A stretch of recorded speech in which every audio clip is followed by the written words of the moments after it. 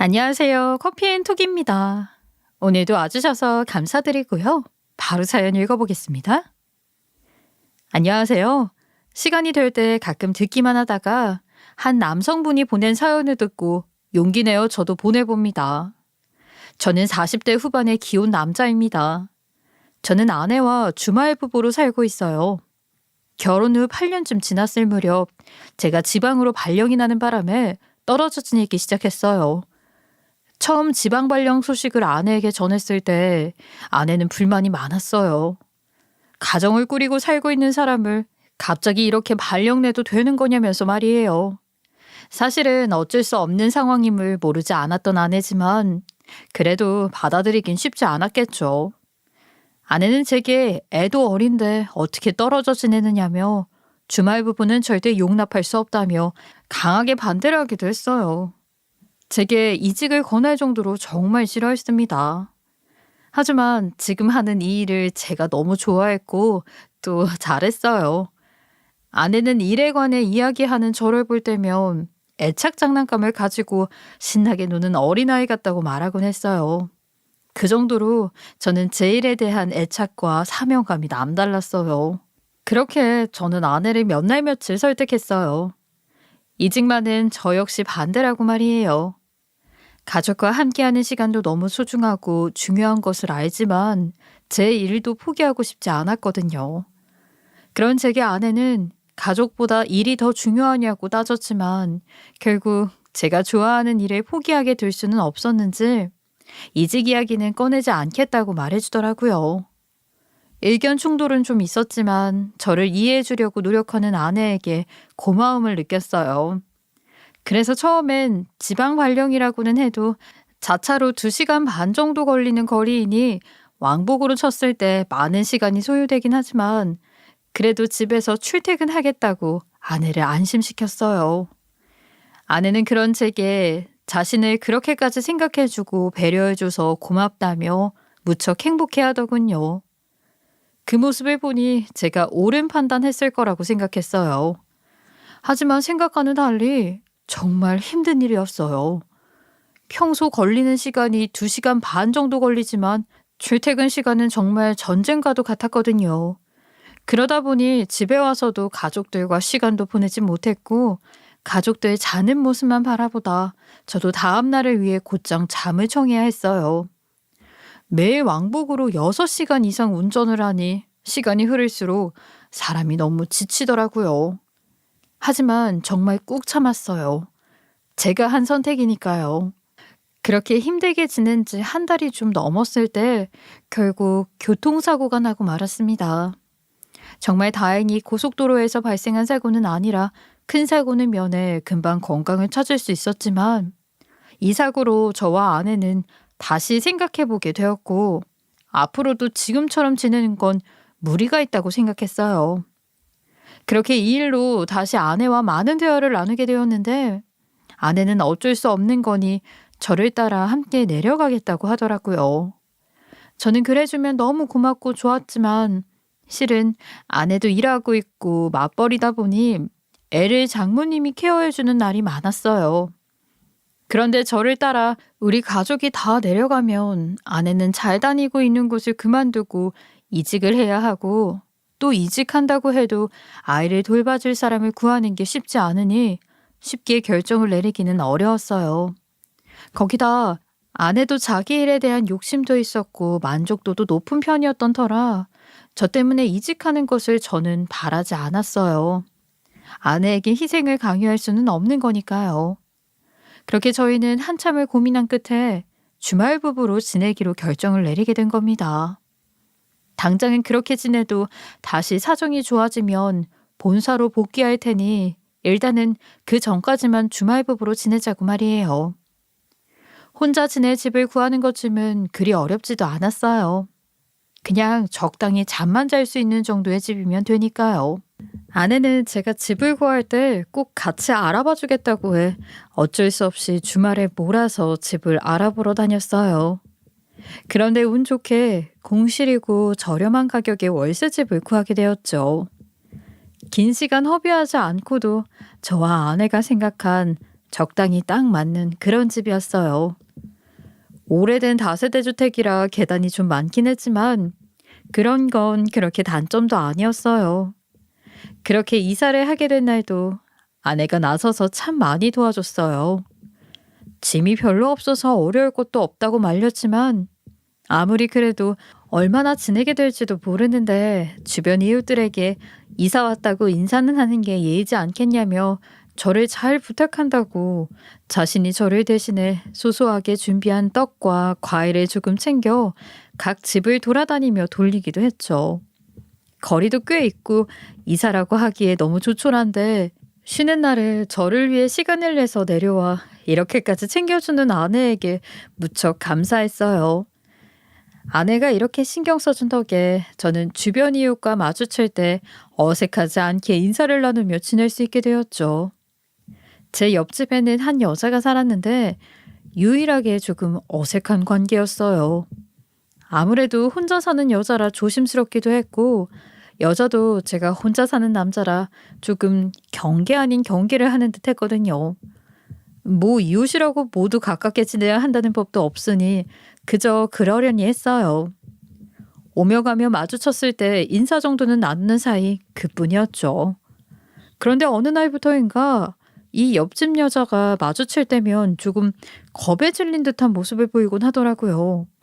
대놓고 벌벌 떨거나 하는 것은 아니지만 왠지 불안해하고 자꾸 두리번거리는 등의 행동을 많이 하더라고요.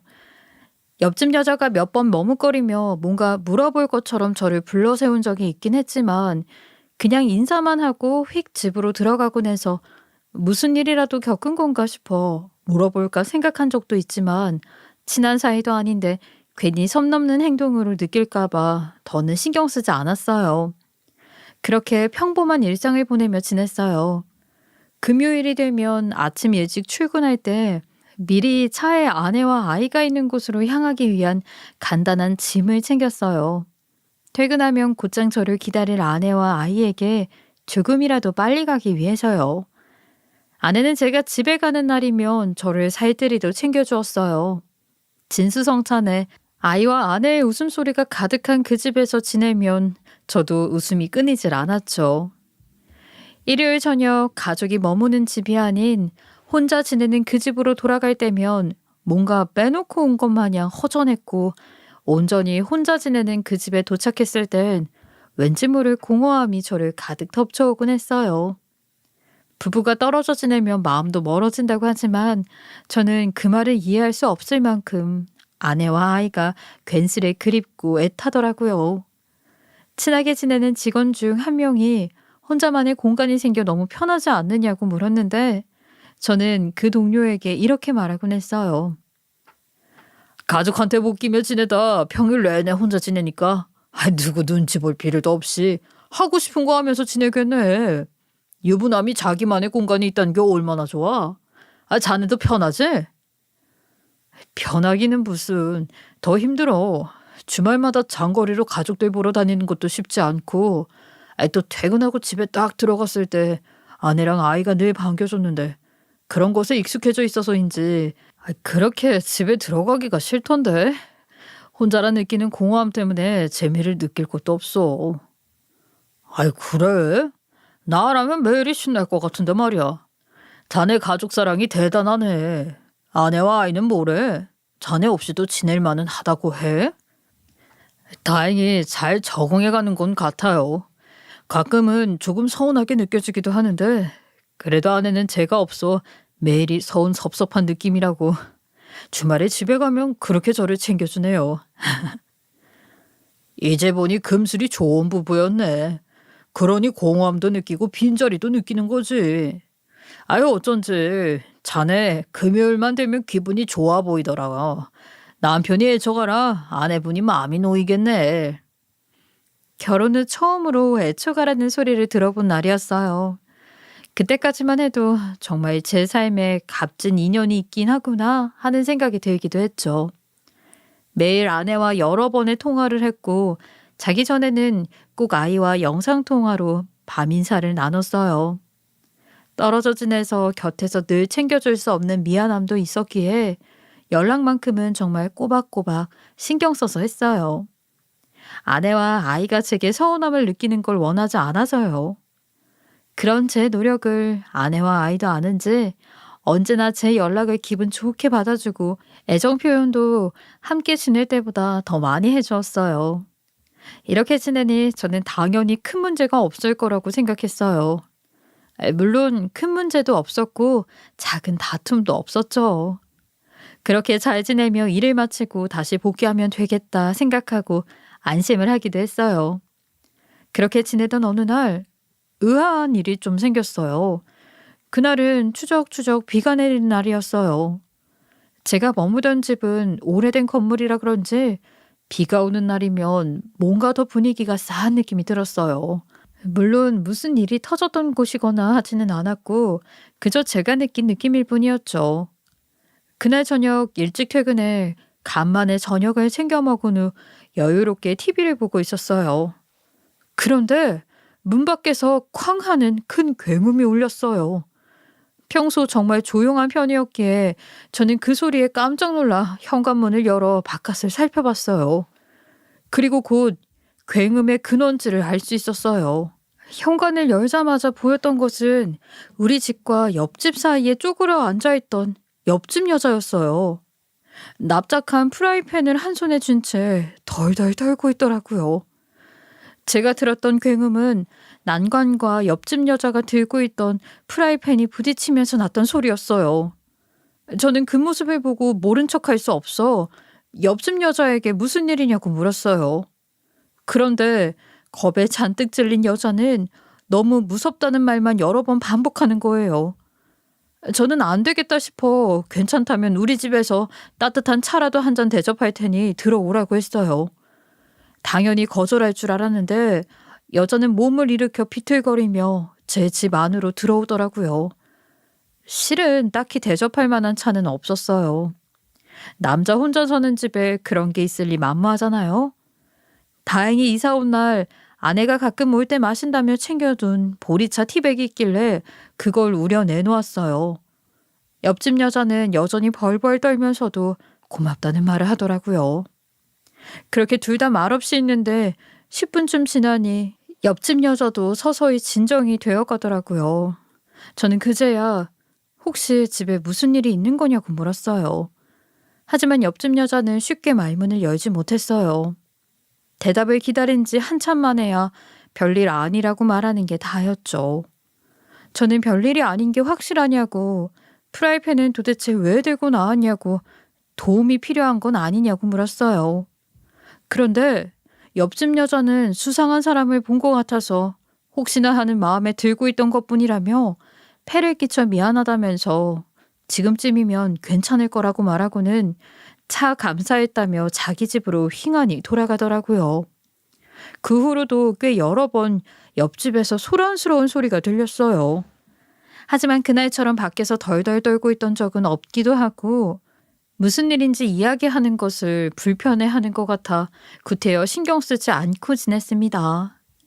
그러던 어느 날 정말 믿을 수 없는 일이 터지고 말았어요. 보통 밤 12시쯤 잠이 드는데 그날은 몸이 좀 피곤했던 건지 평소보다 일찍 잠을 청했어요. 중간에 화장실이 가고 싶어서 잠에서 깼고 일을 본 뒤 다시 잠자리에 누웠는데 현관벨이 미친 듯이 울리며 밖에서는 무섭다고 살려달라며 통곡을 하는 겁니다. 그때 시간이 새벽 4시였고 그 주인공은 바로 다름 아닌 옆집 여자였어요. 저는 너무 놀라 현관문을 열어 이 시간에 무슨 일이냐 물었더니 이 여자가 하는 말에 괜히 소름이 끼쳤어요. 아저씨 제발 문 좀 열어주세요. 제발요. 저 좀 도와주세요. 살려주세요. 도대체 이 늦은 새벽에 무슨 일입니까? 살려달라는 말은 또 뭐고요? 저 너무 무서워요. 우리 집에 누군가가 침입해서 저를 지켜보고 있어요. 제발 경찰에 신고 좀 해주세요. 저 좀 도와주세요. 누군가 침입했다니요. 겁먹지 말고 침착하게 설명해 보세요. 누군지 짐작하는 사람 없어요? 설마 얼마 전에 프라이팬 들고 쪼그려 앉아있을 때도 그럼 이런 일 때문이었던 거예요? 네, 맞아요. 그때는 확실하지는 않지만 누군가 저를 감시하는 것만 같아서 그랬던 건데. 근데 이제 정말 진짜로 우리 집까지 들어와 저를 지켜보고 있다고요. 이거 어떻게 해요? 지금도 제 집에 있어요. 거울에 딱 비춰서 저와 눈이 딱 마주쳤다고요. 일단 진정해요. 그때 그 일과 관련 있는 사람이 분명하겠네요. 너무 무서우면 여기 우리 집에서 잠깐 기다려요. 제가 직접 가서 확인해 보고 올게요. 옆집 여자는 대답 대신 고개만 끄덕였어요. 여전히 얼굴에 눈물 범벅이 돼서는 겁에 질린 채로 말이에요. 어렸을 때 저는 운동을 꽤 오랫동안 했기에 남자 한 명 정도 제압하는 것 정도는 할 수 있었던 터라 저는 옆집 여자를 잠시 우리 집에 두고 현관이 반쯤 열린 옆집으로 다가갔어요. 그리고 곧 문을 열고 들어갔어요. 옆집도 우리 집과 구조가 같은 원룸이라 몸을 숨긴다고 해도 딱히 숨겨질 곳은 없었어요. 그래서 가장 눈에 띄는 침대 밑으로 시선을 돌렸고 저와 범인도 딱 눈이 마주쳤어요. 저는 그 범인을 확인한 순간 가슴이 철렁 내려앉았습니다. 범인은 너무도 낯익은 얼굴이었으니까요. 범인은 저와 눈이 마주치니 침대 밑에서 슬금슬금 나오기 시작했고 적나라하게 서로를 확인한 순간 정말 입이 다물어지지 않을 만큼 소스라치게 놀랐어요. 범인은 다름 아닌 제 아내였던 거예요. 저는 너무 놀라 말까지 더듬으며 물었어요. 당신이 이 집에 그것도 그 침대 밑에 왜 있는 거야? 그것도 이 늦은 새벽 시간에 남의 집에 침입해가면서 뭐 하는 짓이냐고. 윤준이는 어쩌고 당신이 여기서. 남편이 지금 옆집 여자랑 바람이 났는데 내가 시간이 뭐가 중요하고 애가 뭐가 중요하겠어. 안 그래? 지금도 봐. 이렇게 떡하니 겁먹은 이 집 여자를 두고 당신이 아무렇지 않게 이 집에 들어왔잖아. 너 지금 그걸 말이라고 하는 거야? 내가 바람이 나긴 무슨 바람이 났다는 거야. 그리고 설령 내가 바람이 났다고 해도 이렇게 남의 집에 침입까지 숨어서 관찰하는 게 말이 되는 거냐고. 이건 범죄야, 범죄. 그걸 누가 몰라? 그러니까 내가 왜 이런 범죄까지 저지르도록 만들었어. 왜? 그러고도 뻔뻔하게 나랑 윤준이를 대하면서 연기까지 펼쳤잖아. 그러는 당신은 선량한 사람이야? 어? 내가 오죽하면 이런 짓까지 했는지는 생각 못해. 다 당신 때문이잖아. 그게 다 무슨 소리야. 도대체 뭘 보고 내가 바람을 핀다는 건데. 무슨 근거로 옆집 여자랑 나를 엮은 거냐고. 그걸 지금 질문이라고 하는 거야? 여기로 처음 이사 와서 떡 돌린 날 내가 이웃들한테 인사하러 다닐 때는 오지도 않았으면서 나중에 마주쳤을 때 둘이 아주 친밀하게 인사를 나누던 걸 다 봤어. 애초에 당신이 이곳에 이사 온 게 저 여자랑 어떻게 해볼 생각으로 온 거 아니야? 우리 집 알아볼 때 저 여자 마주쳤었잖아. 무슨 말도 안 되는 소리를 하는 거야. 친밀하게 인사를 나누다니. 그냥 이웃이니까 예의상 가볍게 인사한 게 다야. 그리고 당신은 바람 피려고 아내랑 같이 집을 보러 다니냐? 이 집 당신도 괜찮다고 해서 정한 거잖아. 그래놓고 무슨 말을 하는 거야? 아내는 저도 모르는 아내의 두 얼굴이 있었습니다. 아내는 심한 의부증이 있었던 거예요. 연애 기간 동안도 결혼 후 한참 세월이 흐를 때까지 제가 모르고 있을 수 있다는 것이 놀라울 정도였죠. 사실 모를 수밖에 없는 게 당연한 것이 저는 아내를 만나기 전부터 여자에 관심이 딱히 없었고 주변에 아는 여자 지인도 거의 없었으니 아내가 질투할 일조차 없었어요. 심지어는 결혼식 하객으로 같은 직장에 다니는 직원들 몇 명을 제외하고는 여자라고는 친구들의 여자친구 혹은 아내 그리고 제 사촌들이 전부였으니 너무도 당연했어요. 그러니 아내의 의부증을 알 턱이 없었던 거죠. 그런데 제가 지방 발령으로 따로 떨어져 지내게 돼서야 아내의 이런 모습을 보게 된 거고 저는 정말 큰 충격이었습니다. 아내는 제가 처음부터 옆집 여자와 바람을 피기 위해 이 집으로 이사를 온 거고 이미 저와 옆집 여자는 불륜 관계라고 확신까지 한 상태더군요. 그래서 제가 무슨 말을 해도 믿지 않았어요. 저는 아내에게 도대체 언제부터 이런 짓을 했는지 따져 물었어요. 그런데 아내는 그런 제 말에 또다시 마음대로 해석을 했는지 자신이 얼마나 옆집 여자를 해코지했는지가 궁금한 거냐고 소리쳤어요. 저는 너무 당황하고 화가 나서 똑같이 아내에게 언성을 높이며 말했어요. 언제부터 그런 건지 정확히 알아야 사과를 하지 않겠냐고요. 옆집 여자가 걸고 넘어져서 선처나 합의도 안 해주면 당신 어쩌려고 그런 짓을 벌이냐고. 제게 믿음이란 게 없었던 거냐고요. 아내는 제가 옆집 여자에게 사과를 한다는 말이 마음에 들지 않는다며 왜 제가 나서서 사과를 하느냐고 따지더군요. 저는 그런 아내의 태도에 머리 끝까지 화가 솟구쳤어요. 당신이 왜 그 여자한테 사과를 해? 난 싫어. 마음에 들지 않는다고. 왜? 당신 아내인 내가 당신의 불륜녀한테 피해를 끼쳐서 그게 너무 가슴이 아프고 미안하고 그래? 정말 그러기라도 한 거냐고. 여보, 제발 정신 좀 차려. 당신이 한 짓을 좀 제대로 하란 말이야. 옆집 사람을 여자로 보지 말고 그냥 이웃으로만 봐. 당신이 나와는 상관도 없는 사람을 당신의 의심 때문에 그 어처구니 없는 상상 때문에 큰 피해를 끼쳤다고. 이 일이 해결되든 그렇지 않든 당신 때문에 트라우마가 생길지도 모른다는 생각은 정말 못하는 거야? 그럼 나는? 당신과 옆집 여자 사이로 인해 내가 생길 트라우마는 어떡할 건데 왜 저 집 여자만 감싸고 도느냔 말이야. 당신에게 도대체 난 뭐야? 뭐냐고. 나를 이해해줄 생각은 끝까지 못하고 있잖아. 당신 정말 옆집 여자랑 내가 불륜을 저지르는 사이면 같이 살겠지. 아니 뭐하러 이렇게 따로 살겠어? 아니, 상식적으로 생각을 좀 해봐. 아내는 끝까지 대화가 통하지 않았어요.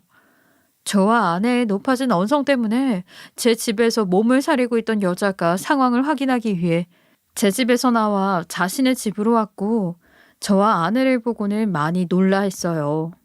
저는 옆집 여자에게 제 아내가 큰 오해를 하는 바람에 이런 사달이 일어난 것 같다고 아내를 대신해 제가 머리 숙여 사과했어요.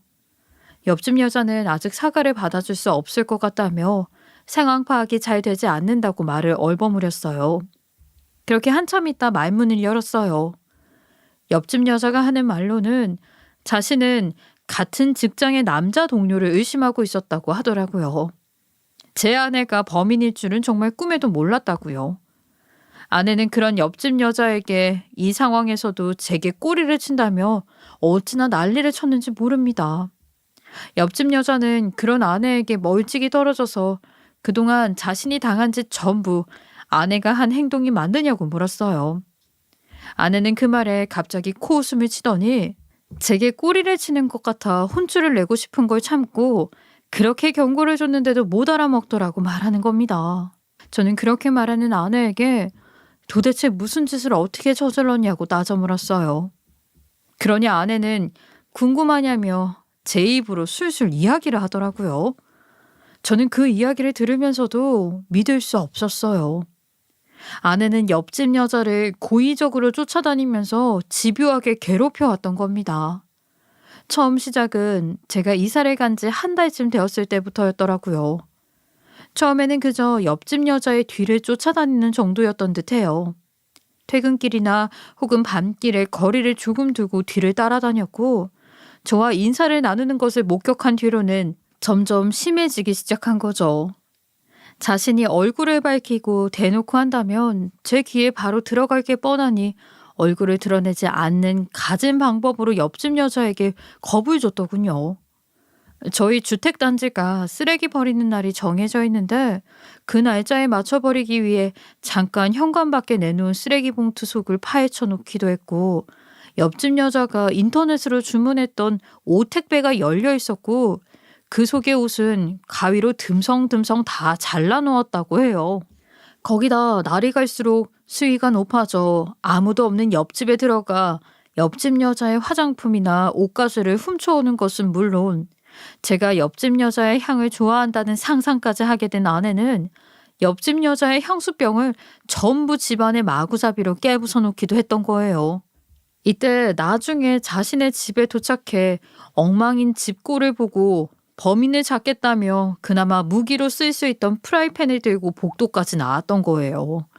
그때는 도대체 누군지 알 길이 없으니 제가 무슨 일이 있냐고 물었을 때 차마 이야기할 수 없었던 거였더라고요. 제가 살고 있는 집을 포함해 모든 집이 현관 바로 옆에 작은 주방 창문이 있어요. 그 집 안에서 주방 창문을 열면 방충망이 있고 방충망까지 열고 나면 방범창이 보이는데 그 방범창이 촘촘하게 되어 있는 편이라 성인 남성의 팔로는 바깥쪽에서 안쪽 창문까지는 닿을 수 없게 되어 있었어요. 그런데 아내는 자신이 지켜보고 있다는 것을 암시하기 위해 옆집 여자가 집에 있을 때 그 방범창을 잡고 흔들어 대기도 했고 또 꾸역꾸역 손을 넣어 안쪽 방충망까지 파손하고는 긴 물건으로 창문을 두드리기까지 했답니다.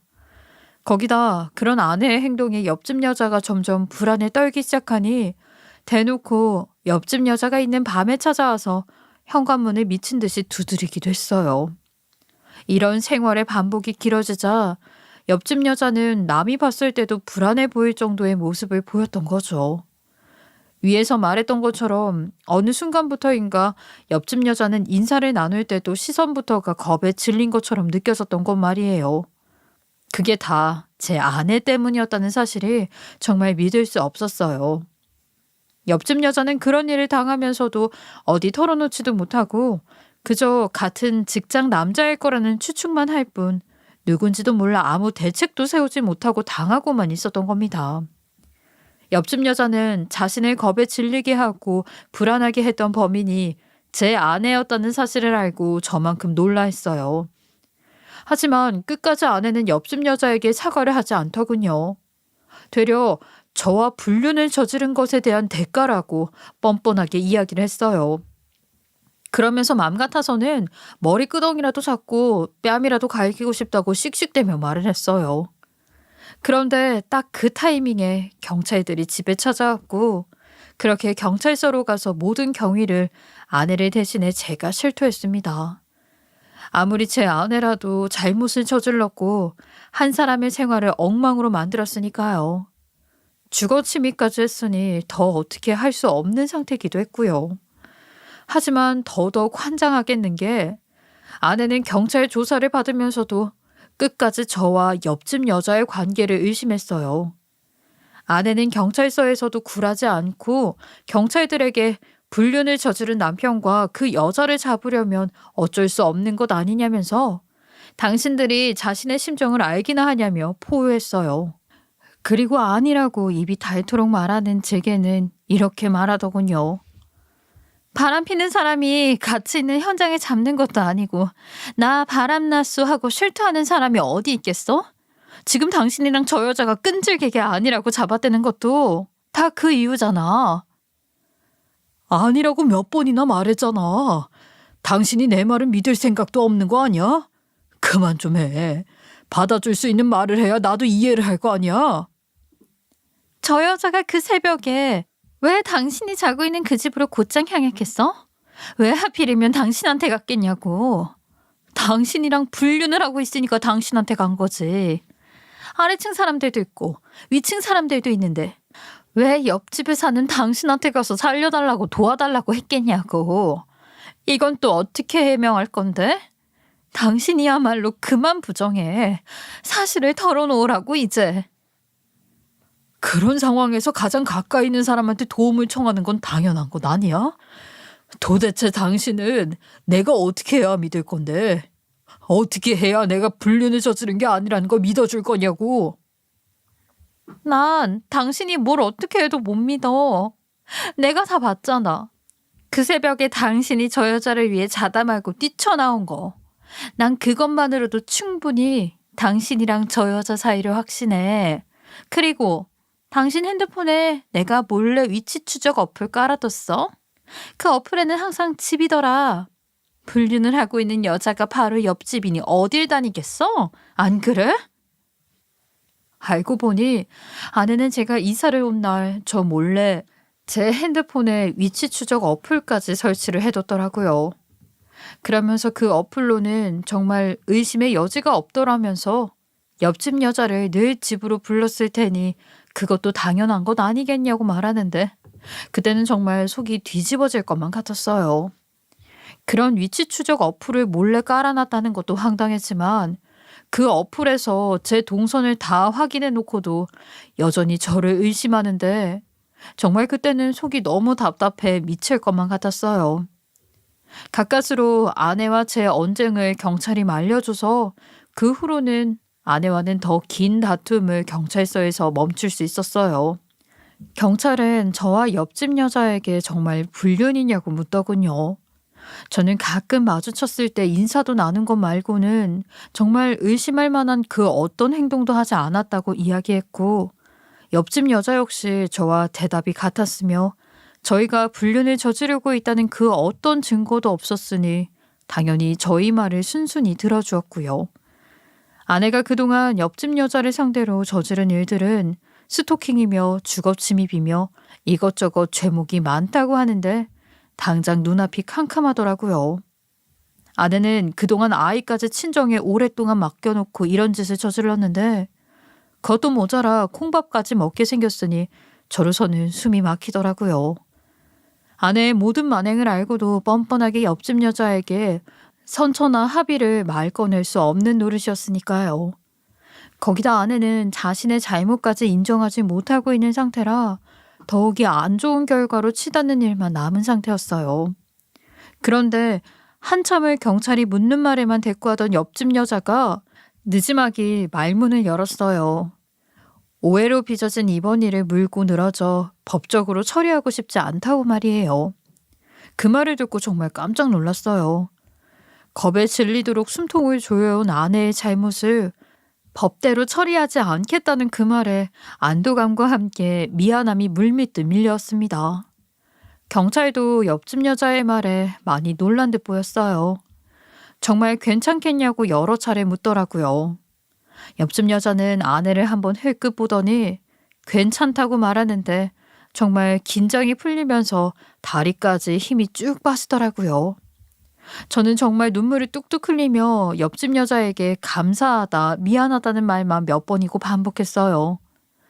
경찰이 옆집 여자에게 무서워서 그러는 거냐고, 그렇다면 아내를 상대로 접근 금지 신청을 하면 된다고 말하는데 옆집 여자는 그런 게 아니라며 이야기하더군요. 무서워서 그런 게 아니에요. 물론 당하는 동안은 정말 매일이 소름 끼치도록 무서웠어요. 그런데 제가 상상하며 무서워했던 것과는 결이 많이 다르기도 하고 또 아내가 범인인 줄도 모르고 저를 도와주겠다고 그 새벽에 나서주신 분이잖아요. 그리고 이분들 아이가 있잖아요. 이사 오던 날 우연히 마주쳤을 때 봤어요. 아내분을 똑 닮은 아이를요. 그 아이에게서 엄마를 빼앗는 그런 기분이 드는 것 같아서요.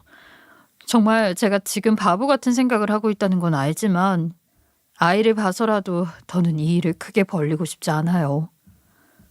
감사합니다. 정말 죄송하고 감사해요. 우리 아내가 원래는 나쁜 심정을 가진 그런 사람이 아닌데 이렇게 안 좋은 일까지 겪게 다시 한번 죄송합니다. 아이가 있다는 것을 알고 있던 옆집 여자는 그 이후로 아내의 잘못을 질책하지 않았던 거예요. 아내는 옆집 여자의 말에 처음으로 아무 대꾸하지 않았어요. 그리고 한참 있다가 사과를 하더군요. 여전히 의심스럽고 마음이 불편한 것은 사실이지만 정말 둘 다 아니라고 하고 또 증거도 없는 것이 확실하니 더는 물고 늘어지지 않겠다면서 자기도 안 좋은 상황까지 예상하고 저질렀던 일이었지만 이렇게 이해를 받고 또 법적으로 처리하지 않아줘서 아이에게 부끄러운 부모가 되지 않을 수 있겠다며 그것은 고맙다고 하더라고요. 그렇게 조사를 마치고 셋이서 경찰서를 나왔어요.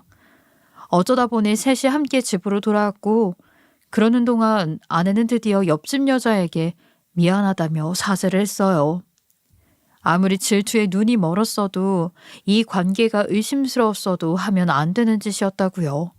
머리로는 해서는 안 되는 행동이라는 것이라고 자신이 다그쳐도 몸은 어느새 그런 몹쓸 짓을 저지르고 있더라면서 하늘에 맹세코 앞으로는 절대 이런 식으로 하지 않겠다고 하더라고요.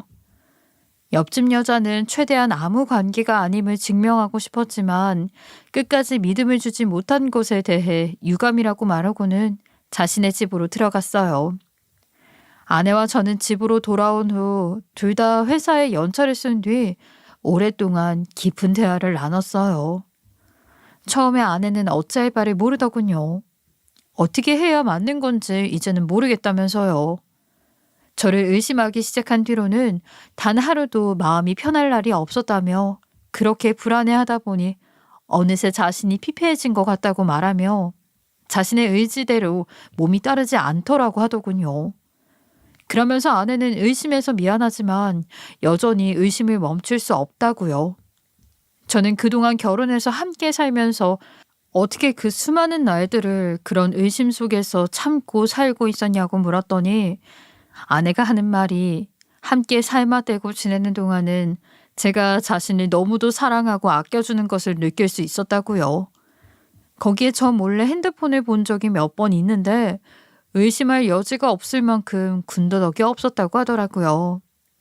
하지만 몸이 멀어지니 직접 눈으로 확인할 수는 없고 이사 와서 인사를 돌리는데 딱 옆집에 여자가 혼자 사는 것을 알고부터는 상상이 꼬리에 꼬리를 물고 커져서 불안해서 어느 순간부터는 잠도 잘 오지 않았다면서 자기도 그렇게 행동하기까지 정말 많이 힘들었고 여전히 힘들더라고 털어놓았어요.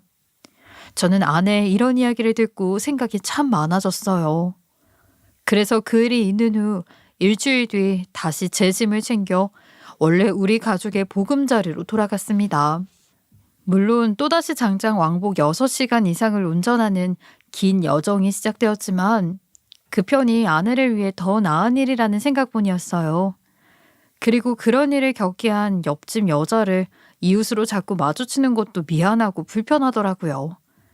아이를 위해서도 아내를 위해서도 제가 조금 더 힘들고 조금 더 이해하면 모두가 좋으니 가족을 위해 희생하는 김에 조금 더 해보자 하는 마음으로 다녔어요. 그렇게 지낸 후 아내의 불안은 많이 가라앉게 되었어요. 물론 그런 일이 있기 전에 모습을 되찾는 게 쉽지는 않지만요. 아내 역시 아이를 생각하며 견뎌주었던 것 같아요.